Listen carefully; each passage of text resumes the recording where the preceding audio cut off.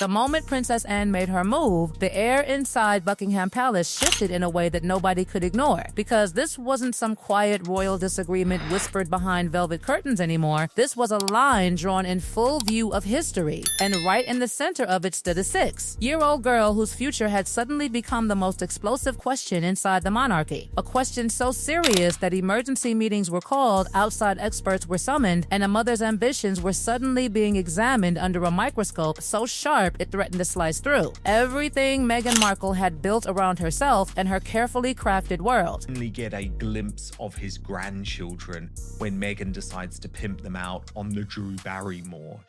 Expertly curating her kids' online profiles for maximum brand value. That's behind them, out of focus, sortish photo, and yet again, it's a rare photo that Meghan's providing of Archie. When those words first echoed through palace corridors, nobody outside the inner circle understood just how serious things had become. Because January 2026 wasn't supposed to look like this. It wasn't supposed to be the month where Princess Anne, the most unshakable and quietly powerful royal, stepped forward with a resolve that stunned even those who thought they knew her limits. But something had changed. Something had crossed a boundary that could not be ignored. And suddenly, the carefully maintained distance between Harry and the royal family collapsed under the weight of 2 children whose lives were now at the center of a storm that neither side could control. But behind closed doors, panic didn't look loud. It looked controlled, precise, and terrifyingly deliberate. Because when King Charles walked into that emergency meeting in person, not through advisors, not through messages, but physically present, it sent a signal that whatever was happening wasn't routine, it was existential. And when Prince William followed, along with Duchess Sophie and Princess Anne herself taking charge, it became painfully clear that this wasn't about family politics. This was about protection. Protection from something they believed was already happening. Something they feared was accelerating faster than anyone outside that room realized.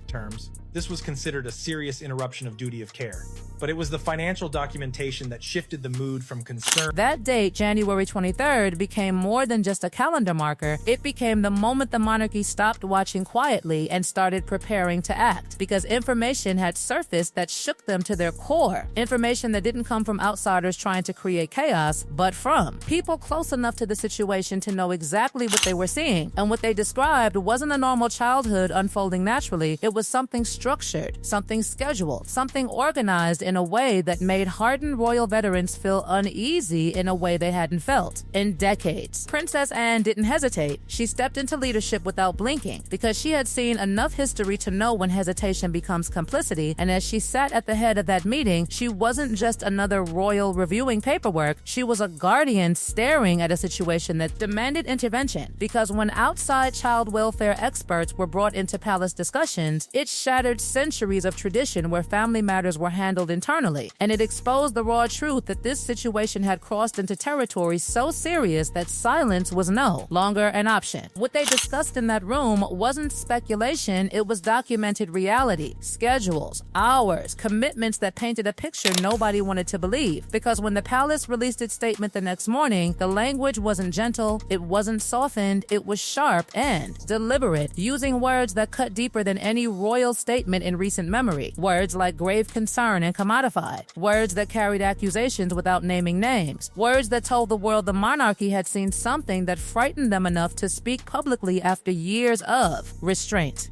And everyone knew exactly who those words were about, because Meghan Markle's carefully constructed empire had always revolved around narrative control, image precision, and brand elevation. But now the palace was challenging that narrative openly, suggesting that somewhere in that pursuit of influence and legacy, a line may have been crossed, a line separating ambition from protection, opportunity from pressure, motherhood from management. The deeper they looked, the more unsettling the details became, because what emerged wasn't just a child living a privileged life. It was a child living on a schedule that mirrored professional expectations. Structured filming sessions, voice preparation, product shoots, commitments stacked across. Days that should have been filled with playground laughter instead of production timelines. And those numbers, those cold, unforgiving numbers, revealed a reality that made palace insiders question everything they thought they understood about what was happening thousands of miles away in California. What shook them most wasn't the schedule itself, it was the emotional cost hidden behind behind it, because people who had witnessed those moments described scenes that didn't fit the public image of empowerment and creativity, scenes of exhaustion, pressure, and quiet distress that contradicted the narrative presented to the world, scenes that made seasoned professionals uncomfortable enough to speak up despite the risk of backlash. But nothing hit harder than the words spoken in private. Words from a child who didn't understand headlines, didn't understand branding, didn't understand strategy, but understood something else entirely, understood what it meant to feel watched, to feel expected, to feel like her. Existence carried responsibilities she never asked for. And when those words reached Windsor, they didn't just create concern, they created resolve. Because at that moment, this stopped being about reputation, stopped being about rivalry, stopped being about family disagreements, and became something far more dangerous. A battle over the future itself, over who would shape it, who would protect it, and who would ultimately decide whether a 6-year-old girl's life would unfold as childhood or as legacy. And Princess Anne, who had spent her entire life watching the monarchy survive storms that destroyed lesser institutions, knew exactly what needed to happen next, because she wasn't reacting to headlines, she was reacting to patterns. Patterns that reminded her of moments in royal history when hesitation allowed damage to deepen, moments she had sworn never to repeat, moments that now echoed louder with every passing day. The palace wasn't preparing for discussion anymore, it was preparing for confrontation. Not loud and chaotic, but precise and irreversible. Because once Princess Anne stepped forward, there was no going back, and everyone involved, Meghan, Harry, William, Charles, and the entire royal machine, understood that the future of those children was no longer just a private matter, it had become a royal priority, and the crown had decided it would not look away. By the time Princess Anne walked out of that emergency meeting, something inside the monarchy had fundamentally shifted, because this wasn't just concern anymore, this was preparation. Preparation for a confrontation nobody wanted but everyone knew was coming, and the truth was, the palace had already seen enough evidence to convince them that whatever was happening in California wasn't slowing down, it was accelerating, and the longer they waited, the harder it would become to undo the damage that might already be unfolding behind cameras, contracts, and carefully managed appearances.